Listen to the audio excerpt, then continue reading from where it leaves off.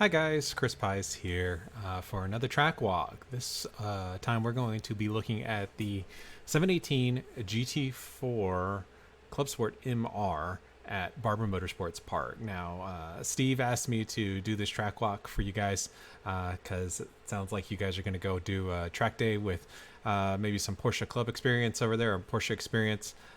So hopefully this will get you started in the right direction, off the right foot. But if you are getting some instruction from the Porsche Experience folks there, they're fantastic. Please listen to them because they have many more hours than I do around Barber.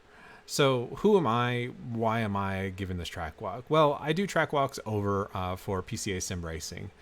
We are in the Porsche Club, obviously, and as such, one of the benefits is an online sim racing league that allows us to go race wheel to wheel for a lot less than it costs in real life. I give instruction over there, and I also help out with some of the coaching in the PCA Sim Racing League. In addition, I also race in real life. I have raced Barber many times in multi-class racing, including in a car very similar to the 718. The car I raced in was the 981 Club Sport MR, so the previous generation, where we got second in the WRL 8-hour race there at Barber. So, with that being said, I post my track walks for PCA Sim Racing online all the time. You can catch them on my YouTube channel, which is PieC. Or if you're lucky enough to catch me live, I also stream live on Twitch at twitch.tv/racing_lawyer. So without further ado, let's go ahead and jump right in and take a look at Barber in the GT4. So the way I typically frame these track walks is we'll go turn by turn, talk about some of the thoughts and processes I'm doing and thinking of when approaching corners, and what my goal is out of certain corners. And then at the end of the track walk, I'll play it uninterrupted from the cockpit view so you can get an idea of pace and what it looks like at full speed. So starting off at Barber, we're going to come out of the last turn to get a good straight run down the front straight. I'm not going to talk about this corner until at the very end of the track when it's appropriate, but suffice it to say, for this particular lap, we get a good run coming out of the corner and going down the straight. Barber's unique in the sense that we've got multiple lanes. I think it's 4 different lanes of track that crisscross or go parallel to each other.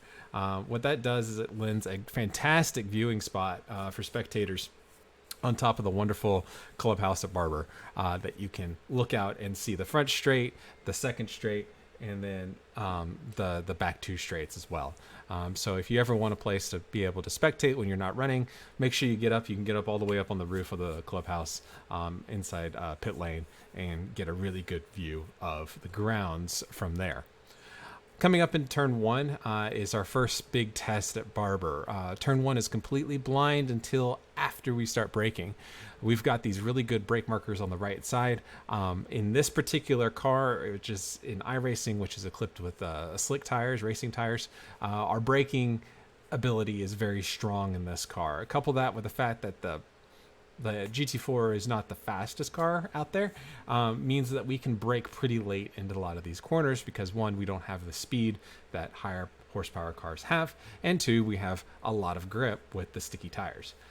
When you're out there, if you're driving a street car, let's say like a 911, a Carrera, or Carrera S, you may be going faster into turn 1 than the GT4 is, but you will be on street tires, meaning that you're going to have to brake a little bit earlier. Please don't try to brake as late as I am in the sim in real life because, of course, you can't hit the reset button in real life and start over. So we want to work our way to the threshold braking point, not jump straight to it. Like you would see in the sim here. So in general, take all my braking markers with brake a little bit earlier than where I'm braking and kind of ride into the brake zone until you get more comfortable with the car and the conditions. But for this track walk, we're going to pick a brake zone that's probably between the 3 and the 2 board. Even in WRL racing, where we were on street tires, I was braking pretty close to the 2 board. And what it is it's a pretty heavy brake initially. As you can see at the track, you can see a lot of track up to the 1 board and up to this curbing on the right, and then it just falls off away from us. So up until the one board, we actually have pretty good traction and pretty good grip, allowing us to get a lot of braking in. So we want to do the majority of our braking between the two and the one board with a very firm pedal. And you can see down here in the bottom left, that's my telemetry, that's my braking force. And you can see that I've got a pretty decent brake pedal going into turn one, maybe about a 6 or 7 pedal. At the one board, we're going to start thinking about our turn in. As you can see, the track just falls away from us, but at this point, we're at the crest of the hill. We can see a lot of the track past the apex point, meaning that the track actually has a lot of camber just after apex. So the characteristics of this turn is when we turn in with our wheel, we're going to get some understeer at the front end of the car because the track's falling away from us. We're losing grip. However, once we compress and we reach the camber at the bottom of the hill, the track's going to come back to us and all the grip's going to come back. So we'll have understeer to start, and then the track will grip up and we'll have a lot of grip and compression just after apex. That's key to remember, because if we react to the idea that, or we react to the feeling of understeer, meaning I'm going too fast and I'm just going to go off the track, it can lead us into some bad habits, which is jumping off the throttle after turn in. If you jump off the throttle, you're going to transfer the weight of the car to the front. You're going to take grip away from the rear. And what's that going to do? That's going to cause the rear tires to have less grip and promote a chance of spinning. So when we turn in, we want to be adding throttle. We want to settle the rear of the car, push it into the ground. Yes, we have understeer. We need a plan for that. So it always feels like we're turning in earlier for turn one. However, once the track comes to us and it grips up, the car will grip and take a good rut. What I like to overall think about turn one is basically we get off the brakes after turn in, and it's like bowling a bowling ball down a bowling alley. We are letting it go after the turn in point, and we're starting to feed on throttle as we go in. And basically the track is going to catch us. So we've bowled that ball. It's got some nice English. It's going down the lane. We can't control it at that point. All we can do is kind of ride and hope we did it correctly. And usually we end up doing it right. So as I said, coming through off the brakes as we've crested the hill, because at the end of the day, the brakes really aren't going to help us down the hill too much. In addition, we don't want to take weight off the rear of the car and promote oversteer. We want to settle it into the ground. So we have a little bit of braking after turning, as you can see here, but the goal is to get the left side of the car and kiss the inside curbing just after the initial point. So as you can see here, I've started my turn in. I've already picked up my throttle. We're going downhill. I'm trying to squeeze those rear tires into the tarmac to give me some grip back there. And then when the track finally grabs me just after apex, the whole front end of the car will take a nice turn in. And in the bowling analogy, we end up right where we wanted to be. I don't really have too much control of the car after I've sent it into the first corner after turn in. All I can do is kind of hope that my initial turn in and setup for the corner is correct to put myself in the right trajectory coming out of the corner. On the exit of turn one, we want to track out all the way as close as we can over here to the grass. Now in real life, this is all paved, which is really nice, meaning that if you make a mistake and you go wide, it's not going to be grass, which tends to be very slick and cause control issues. So there is a little bit of run out, but we don't want to use that. We want to be on the cautious side. We want to leave that for an emergency, not be flirting up against it every single time. Setting up for turn 2 and turn 3 is the big long carousel. It reminds me a lot of the carousel at Road America, if anybody's from Wisconsin and has done any track days there. We are going downhill. Everything is falling away from us. Unlike Road America, however, the carousel is very compact. It's very short, or at least tight radius. Probably goes about the same degrees around, but the radius is much shorter, so we have to slow the car down much more significantly than we do in Road America. But much like Road America, the goal of this is a double apex corner. Our first apex is very early in the corner. We will let the car drift out to maybe 1/3 track, and then while we're kind of coasting, maybe even a little bit of trail brake to try to get the front end to bite. And then once the car finally takes a set and starts to turn in, we'll pick up the throttle really early to get a good run and hit the second apex on our way out. So what does that look like? Here it is here. I've turned in. I'm already on the brakes here. I clip a little bit of grass, it's okay if you do, but try to keep it on the track as best as possible. And you'll notice that the car is going to want to understeer out to the middle of the track. We don't want to go way out to track left because there's almost no grip out there. The fastest way around here is to keep it nice and tidy, keep it nice and tight, and prepare the car for its eventual tuck in, which is right about halfway through. Our second apex is going to be a curbing at the bottom of this carousel, and it coincides with the carousel bottoming out and compressing and giving us a lot of grip, much like turn one. So as we've turned in, the car has started to, as we've gone through the first half of the carousel and scrubbed out a little bit, we've reached that kind of critical mile-an-hour point where we've slowed down enough to where the front tires are going to start, or radius is going to start decreasing into the corner. Once that happens, we're on a good trajectory to pick up the throttle under full throttle way before the second apex, as you can see here. Our second apex is right here with the curbing, as I said, and then much like turn one, just after the curbing, we get a good compression at the bottom of the hill, which allows us to maintain that full 100% throttle through turn three. Now, if I back it up and show it again without stopping it, you'll see the goal here is really early brake, and there's actually quite a lot of coasting through this corner. So just a little bit of brake, I'm waiting, start picking up throttle now, and now I'm full throttle once that car takes a good dive down to the second apex. We maintain that full throttle. It's easy to maintain it in this car all the way through and tracking out to the track out curbing on the left. At Barber, you have to work up to this. The thing about the carousel is it's much like turn one. It's blind in the sense that you can't see around the corner. You can only see so far down the track. And in fact, when you get to, I want to say about the point where the car starts to tuck in, you can't see the apex curbing at all. It's around the corner. You still can't see it. And it's only at this point, once the car starts to take a dive down, can you barely start to see the apex curbing. Unfortunately, the apex curbing is not a bright color. It's this kind of drab gray. So it kind of blends in with the surroundings. So unless you're really looking for it, it's very hard to pick up. However, if we do it correctly and we apex at that apex curbing and we are basically bringing the car into apex at that point, we can maintain full throttle, unwind our hands with the compression of the track, and the car will naturally end up all the way out here on the left side.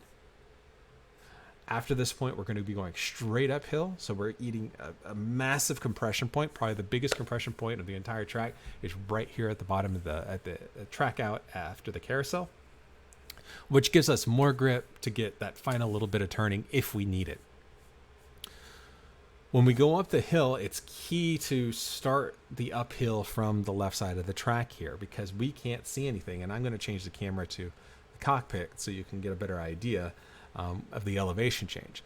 It's even more severe in real life. On your way up this hill, it looks like you're going to the heavens with no track on the other side, or you don't know where the track is. Suffice it to say, in most cars, you can take it flat out, but you don't want to start there. You want to, like everything else, work up to it.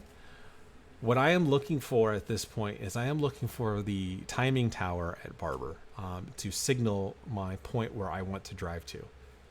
So I can't see it yet. There it is. There's the timing tower. I want to drive as straight a line as I can up over the crest at the timing tower. And that will put me in a good spot coming over this crest on the backside with plenty of room to spare. The only way this works is if you take it from that track out point at the end of the carousel through the crest of the hill. If you're too shallow, then the timing pylon is not going to quite line up correctly. So make sure you're taking it from track left and drawing a straight line up the hill. If we do it right, when we crest the hill, we're going to straighten our hands up. We don't want to have any steering angle or much steering angle cresting the hill. If we do, when the car lands after it goes light on the top of the hill, it can cause an imbalance in the car and can cause a spin. If we are going to lift on the way up the hill, we want to make sure that we are lifting before the hill and then coasting through the middle of the hill and then keeping the wheel as straight as possible. What we don't want to do is we don't want to be lifting right at the crest of the hill, unweighting the back of the car right when we crest the hill, which is going to cause an imbalance in the car and promote a spin. However, once you get comfortable with it, you should be able to take it mostly flat unless you're driving something like a Turbo S. And even then, it may still be flat if you have a good line through there. You'll notice that if you take the line at the tower, you end up in a really good spot coming up the hill, and you still have plenty of room over on the left, another car width or 2 car widths on the left side before you'd even get close to the grass. Going back to the chase view. Now we're going into what's called Charlotte's Web. It's the tightest corner on the track. It's a hairpin to the left, and it is designed to make the car feel terrible.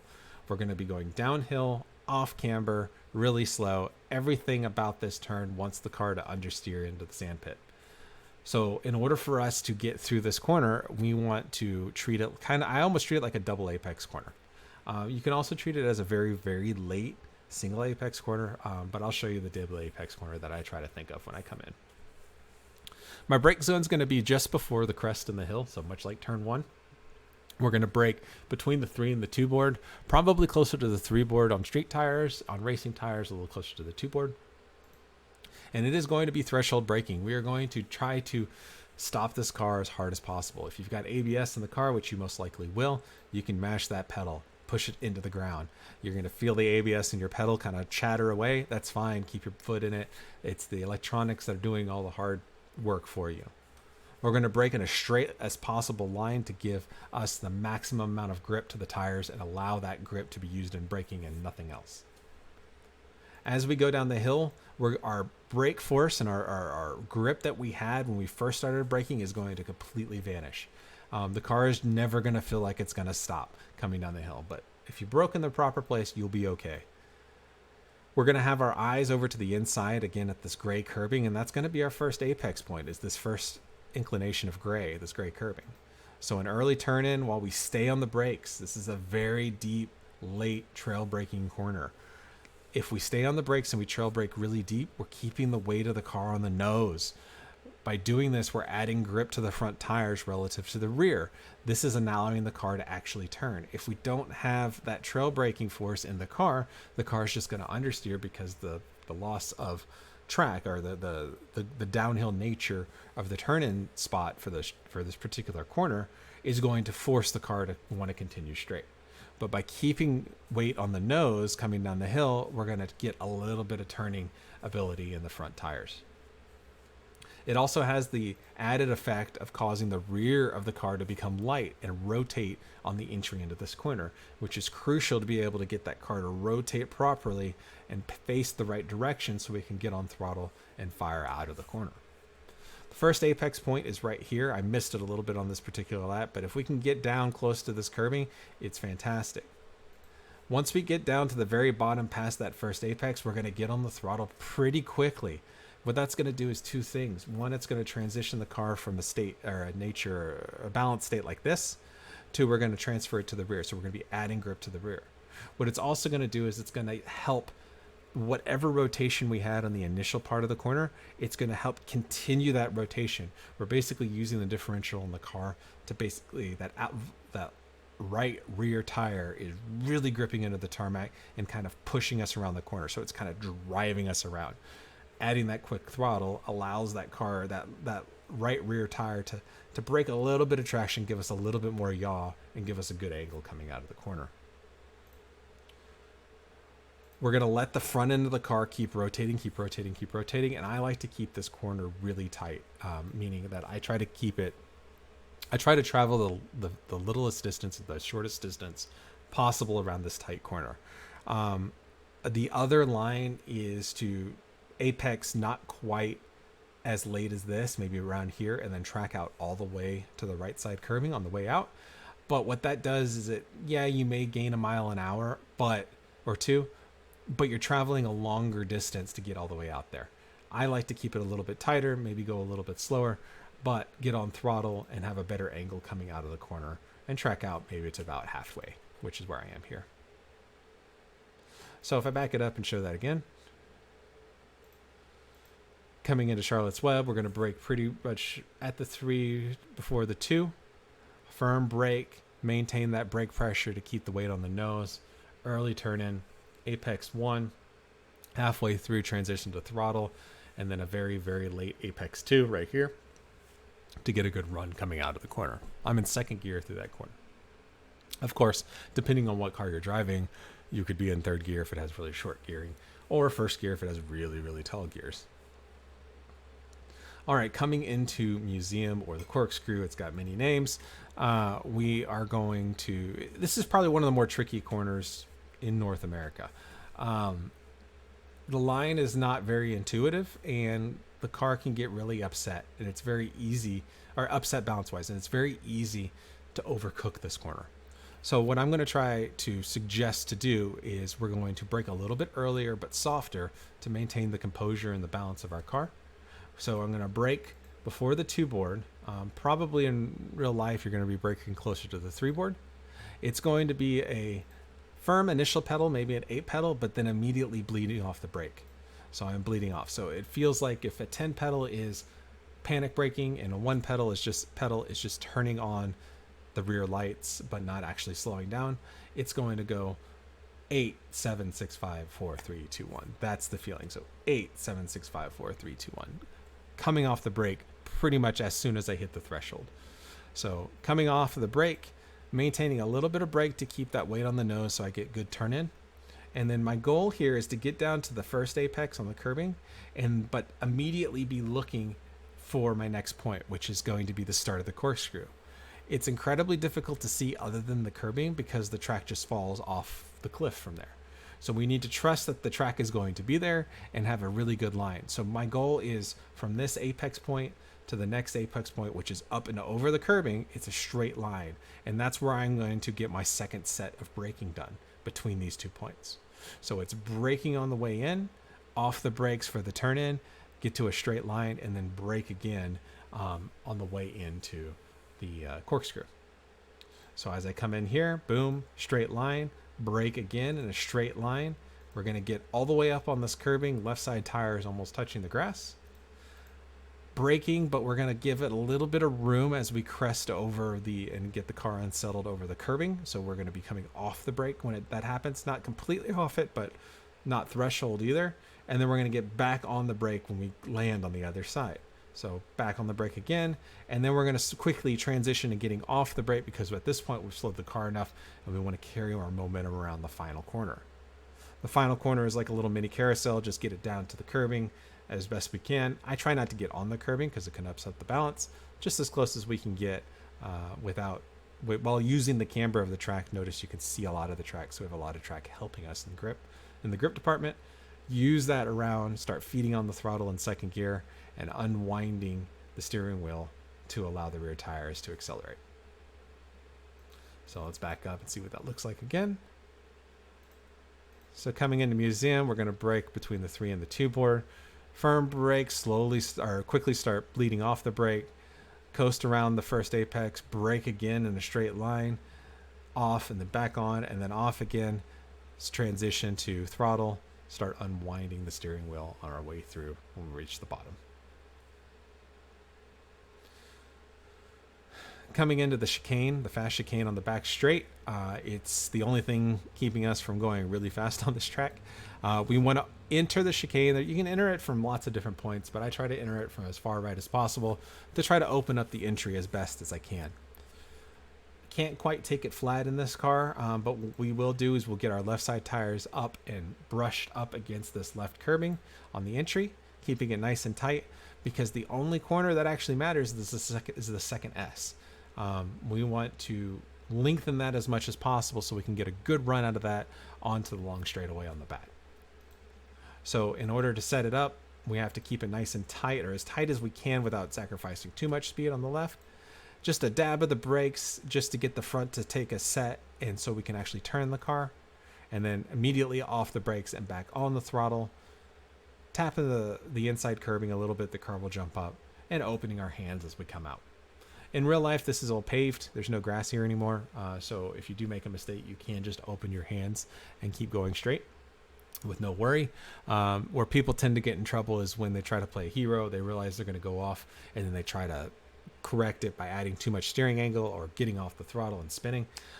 If you've run into a problem here, just open your hands, run into the runoff, keep it nice and straight, and then slowly move your way back onto the track when it's safe.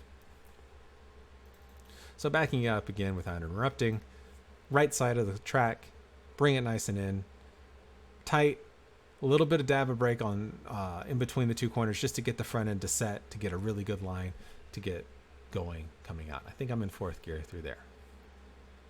We're going to be screaming down the back straight as fast as we can on this particular track, and we're going to set up into the really interesting tunnel section. This is incredibly unique in North America, in my opinion. The only corner that I can kind of relate this to is turn 9 at Mid-Ohio, up and over the hill, if any of you are from Ohio. But the goal here is much like the S. We're going to throw away this left-hander down the hill to set up for the right-hander going up the hill.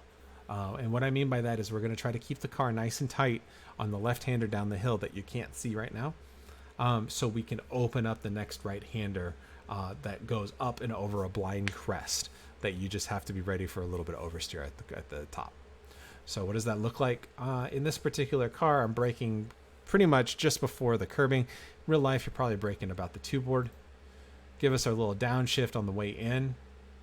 We're going to get the left side tires, if we do it correctly, all the way as close as we can to this curbing without getting on it. Keep the car over to the left. The temptation is to let the car run out to the right, but what that's going to do is really hamper our entry into the right-hander. We want to set up the right-hander. So throw away the first left-hander to set up the right-hander. Much like the S, a dab of brake in the transition when we transition the car over to the right. Then off the brake, let the compression and the camber of the track grab us like a bull and give us a lot of grip to be able to bring this car in.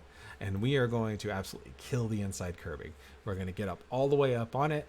It's nice and smooth. There's not a whole big bump there. And it just opens up the radius of the corner, allowing us to take more speed through there. You notice at this point, I'm pretty much at full throttle, and I will be at full throttle just after.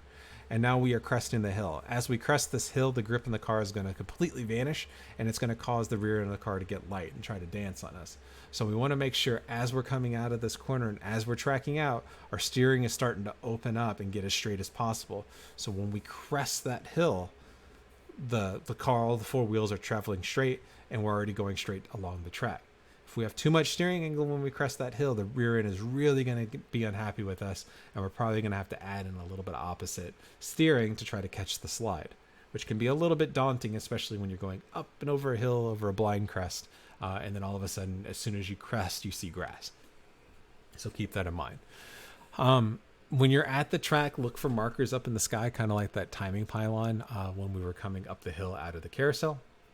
That can help guide you into keeping your eyes up, but looking down track to see, okay, am I pointed in the right direction? I am, and it'll give you confidence to know that you're good. You can add throttle and maintain it going over the crest. If we do it right, we'll end up pretty much right on the edge of the track right here, as you can see.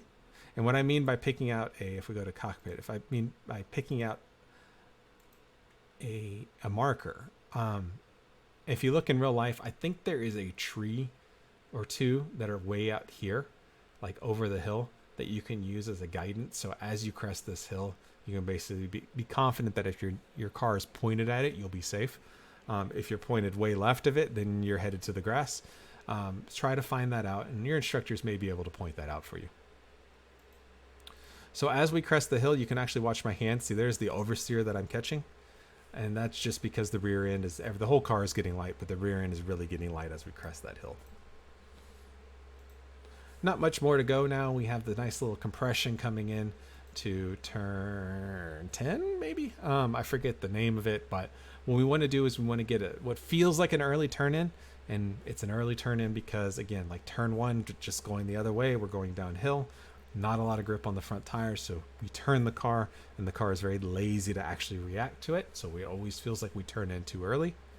We want to get our right side tires all up on this curbing. This curbing is only a curbing in color. It's pretty much track surface. There's no bump, so we want to kill it. Right side tires on the grass, or as close to the grass as we can get. That's the fastest way through here. Depending on the car and the grip levels you have, I've been in cars where you can take this absolutely flat and it doesn't care.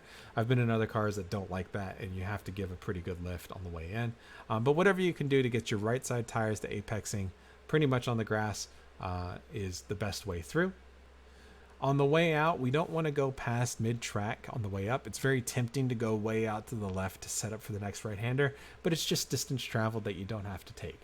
Keep it nice and tidy. Keep like that constant steering radius all the way through that corner and all the way up this hill. We're going uphill, and then what it always feels like we're letting off and braking too early, but it's not, because what we want to do on this penultimate corner is keep it tight at the apex. So we're going to turn in, but keep it to the right. We're not going to track out. We're setting up for the left-hander, which is the final corner.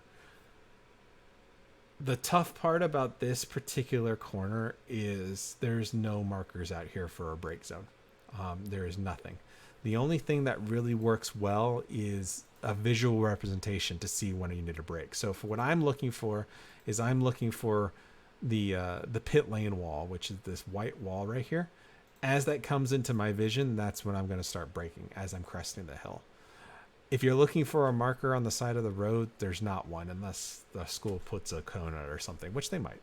But I try not to rely on cones because they may not be there all the time. So try to use something that's definitely not going to move, in this case the pit wall, and your timing is as it's coming into view, you should start adding brake and start balancing this car for this. The car in this section is your braking and turning, which means the car doesn't really like to do two things at once. So if you brake too much, what's going to end up happening is the car is going to end up getting very light, and the rear end may try to start rotating on you, depending on the balance of the car. If you don't add enough brake, then you're going to start understeering when you start really turning in for this corner, and you're just going to start scrubbing across the track. You got to find that balance where you can make that rotation under braking work for you, but not so much that you lose control and you oversteer. So it's a fine act. Take it nice and easy working up to it, and then as you add speed, you can go faster and faster. If we do it right, we'll get off the brakes, get it nice and tight on this curbing, and like I said, keep the car as close to the right side as we can, because we want to put ourselves and the car in this position for the final corner. This is a typical left-hander 90-degree corner, going downhill a little bit, so a little bit of understeer on entry, but as soon as we get to apex, the track comes back to us with camber, so we get that grip back. But we want to apex in a traditional mid-apex on this curbing.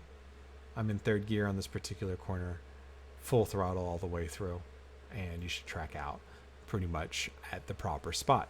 Be careful on the exit. If you run two tires too wide here, there's a pretty nasty hole, which can get very, very not comfortable if you go into it. Try to keep your tires on the tarmac, or at the very worst on the curbing. And then we get a good run for our next lap down the front straight at Barber. So what I'm going to do now is I'm going to back it up and take it from the cockpit and show what it looks like without me starting and stopping it all the time. I'll still commentate what I'm looking at. So screaming down the front straight, we're going to be braking just after the 3 board. Remember, it's going to be understeer on the way in, and then back on throttle, and the track will catch us.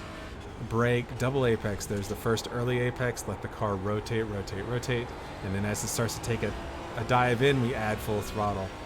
Full throttle, nice and wide entry. Look for the timing pylon, track out to it. We're going to brake at about the 3 board, hard braking down the corner. Brake, brake, brake, late, trail brake, trail brake, trail brake, trail brake. Get the rotation, back on throttle, nice and tight. Keep it nice and tight, less distance traveled. A little bit of a breather on the little straightaway running up to Museum. We're going to brake just after the 3 board. Brake, turn in, off the brake, brake between the curves, off, on the brake, off the brake, add throttle, and open our hands on the way through. Coming in the S's, we're going to get the car to the left, a little dab of the brakes to get rotation, and then back on throttle and carrying our momentum through the corner. We're going to brake around the 2 board here. Going to keep the car nice and tight to the left. A little bit of brake and then back on throttle. Catch the oversteer at the top. Turn in early. Don't go past mid-track. Start feeding on the brakes as you see the pit wall. Keep it nice and tight. Keep the car all the way to the right. Turn in and then back on throttle early to get a good run down the straightaway. Now, like I said, I'm running in, obviously, in a sim, so the risk of having a problem is very small. Or I can just click the the reset button if there is a problem. I'm also on racing tires in a racing car, so things like grip, braking distance are all going to be significantly shorter than a street car. If you're running in a 911 Carrera or a GT4 or Cayman GTS or something like that, please allow yourself longer brake zones. Please allow yourself also the fact that the suspension is going to have to take input from you, translate that into changing direction of the car before the car actually does it. So the difference between a race car and a street car is street cars tend to have pretty squidgy suspension, even Porsches, if you can believe it. And so what that does is that gives you comfort on the road, but it tends to give a little bit of ambiguity on initial bite and turn in on a racetrack, where a race car tends to be pretty much instantaneous or as close thereof when you're driving and braking, accelerating, and turning. So be aware of that. As I said, the folks there at the Porsche Experience, if you have the privilege of having any of them sitting or riding with you or giving instructions, are fantastic. If you see Doug Vanderbeek or Casey Carden, let them know that I'm faster than them on sim. They're great guys. I've raced with Doug before, and I continue to race with Casey all the time. So they're really, really good individuals, and they've been there for a long time. They know what they're talking about. As always, if you have any questions whatsoever, let Steve know. He can put you in touch with me. I'm happy to try to help you guys be as prepared as possible going in. Most importantly, have fun. That's the whole reason we're doing this, is to have fun. It's not a competition. Go out there, experience some cars maybe that you haven't experienced before. Experience one of the best tracks in North America, in my opinion. And most importantly, well, maybe not most importantly, but incredibly importantly, go to the museum. The museum at Barber is world famous. If you're not in the car and you're not on track, or even if when your day is over, plan some time to go to the museum on the site there. It's got every single motorcycle you can possibly think of, and even if you're not a motorcycle fan, they have a fantastic Lotus racing little spot for some racing cars and Formula One cars there. It's fantastic. It's one of the best museums I've ever been in terms of the way it's organized, and it's just overall an absolute treat to go into. So please go experience it while you're there. But other than that, I'm Chris Pies with PCA Sim Racing. Thanks for listening to me ramble on about Barber and the GT4. Good luck, and I hope you guys have the time of your lives. See you soon.